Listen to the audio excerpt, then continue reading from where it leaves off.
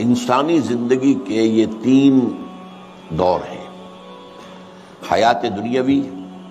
جو ہماری پیدائش سے شروع ہو کر اور ہماری موت پر ختم ہو جائے، پھر حیات برزخی موت سے لے کر قیامت کے دن تک، اور پھر حیات اخروی ہے قیامت میں ریزریکشن کے بعد سے وہ زندگی جو ہے جو جنت یا دوزخ کی ہے۔ اس میں ان دونوں زندگیوں کے بارے میں تفصیل سے کوئی بات کرنا بالکل غلط ہے اور اس سے فتنے پیدا ہوتے ہیں۔ ظاہر بات ہے کہ قبر، جسم تو قبر میں رہتا ہے، اس میں تو کوئی شک ہی نہیں ہے۔ روح کہاں جاتی ہے؟ کیا وہ بھی قبر ہی میں رہتی ہے یا کہیں اور چلی جاتی ہے؟ قرآن مجید میں سجین اور اعلیٰ علیین کا ذکر موجود ہے، لیکن یہ تمام چیزیں متشابہات میں سے ہیں۔ یہ تمام چیزیں قرآن مجید میں سورہ آل عمران کے شروع میں بیان کیا گیا ہے کہ ہم نے یہ کتاب اتاری ہے، اس میں کچھ آیات محکمات ہیں، کچھ متشابہات ہیں۔ وہ متشابہات کا ایگزیکٹ مفہوم جاننا اس وقت ہمارے لیے ممکن نہیں ہے۔ یہ تو جب اس عالم میں ہم پہنچیں گے تو معلوم ہوگا کہ ہاں یہ بات تھی کہ جو قرآن مجید میں اس طور سے کہی گئی تھی۔ لیکن یہ کہ اس وقت جو ہے جتنا کچھ ہمیں حدیث صحیح میں مل جائے یا قرآن میں مل جائے، اس عالم برزخ میں بھی یہ تو ہوتا ہے کہ جو نیک لوگ ہیں انہیں کچھ نہ کچھ جو ہے اثرات اچھے ان پر پڑتے رہتے ہیں، ان کی ارواح پر کہہ لیجئے، اور کچھ جو برے ہیں ان کے اوپر جو آخری انجام ہونا ہے اس کی کچھ ریفلیکشن ہوتی رہتی ہے، جس کو حدیث میں کہا گیا ہے کہ ہر قبر جو ہے وہ یا تو جنت کے باغیچوں میں سے ایک باغیچہ ہے یا دوزخ کے گڑھوں میں سے ایک گڑھا ہے، یا کہیں کہہ دیا جاتا ہے کہ کھڑکی کھول دی جاتی ہے اس میں، یا جنت کی طرف سے ٹھنڈی ہوائیں آئیں، خوشبوئیں آئیں، اور یا دوزخ کی طرف سے کہ آگ کی لپٹ آئے۔ دوزخ میں داخل ہوں گے قیامت کے بعد ہی، اور جنت میں داخل ہوں گے قیامت کے بعد ہی،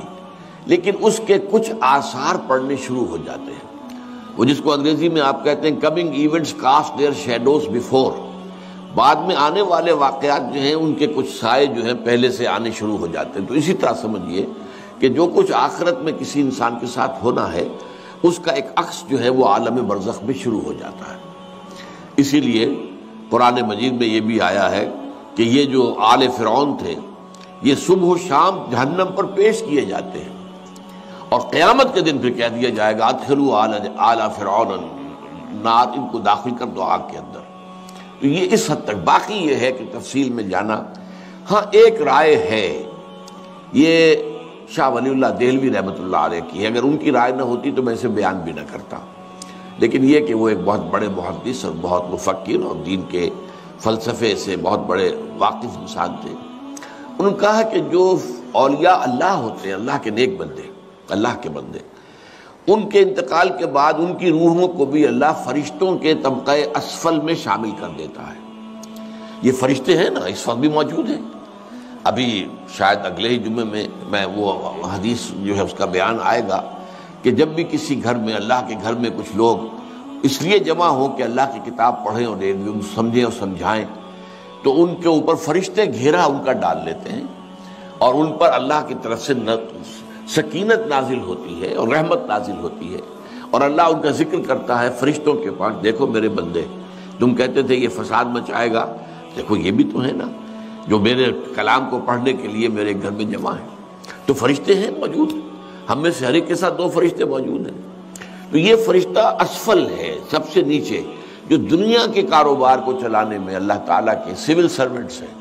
پھر اس سے اوپر کے فرشتے ہیں، اس سے اور اوپر کے فرشتے ہیں، پھر مقربین ہیں جو اللہ تعالیٰ کے قریب ترین فرشتے ہیں۔ لیکن یہ کہ ملائکہ کے طبقہ اسفل میں شامل کر لیتے ہیں تاکہ جو کام اللہ تعالیٰ ملائکہ سے لیتا ہے وہ ان سے بھی لینے شروع کر دیتا ہے۔ لیکن ہمیں یہ اجازت نہیں ہے کہ ہم فرشتوں کو پکار کر کہیں کہ اے فرشتے، اے جبریل، اے میکائیل، یا فلاں، اے منکر، جو یا میرے جو ہے کرامن کاتبین، میرا یہ کام کر دو۔ نہیں، یہ شرک ہو جائے گا۔ اسی طرح ہو سکتا ہے کہ انبیاء کی ارواح جو ہے وہ بھی اللہ تعالیٰ نے شامل کی ہوئی اس لشکر کے اندر، وہ کام کر رہے ہوں اور وہ اللہ تعالیٰ کے حکم سے مختلف معاملات جو ایگزیکیوٹ کرتے ہوں، لیکن ہم کسی کو پکار نہیں سکتے۔ بس یہ اگر آ گیا میدان تو یہ پھر